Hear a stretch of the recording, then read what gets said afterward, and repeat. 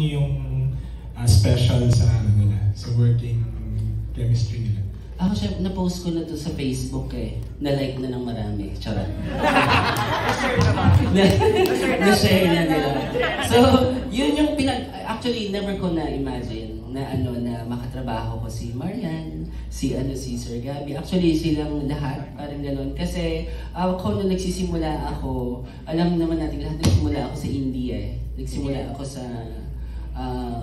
hindi naman siya sa gigilid. Kundi hindi ko nakikita yung sarili ko na mag-work sa mainstream. Which is nung nangyari na, mas tinanggap ko yung challenge kasi mas may, nakita ko yung somehow responsibilidad bilang storyteller na mas madami yung nakakanood sa'yo, mas, baka yun yung pressure pala.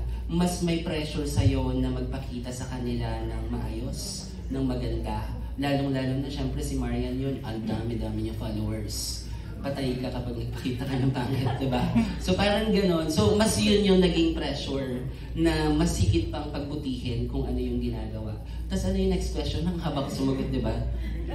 Yung chemistry. Ayun, simula pa nung umpisa, kasi sorry kung wala ako eh. Nung nakita ko sila doon sa set, maaliwalas kasi lahat yung, yung aura nila.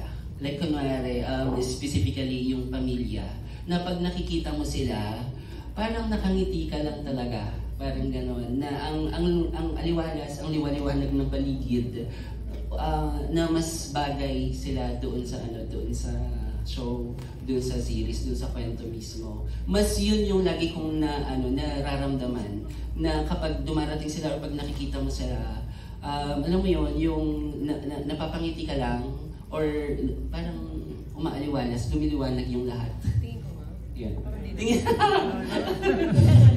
Thank you, Direk.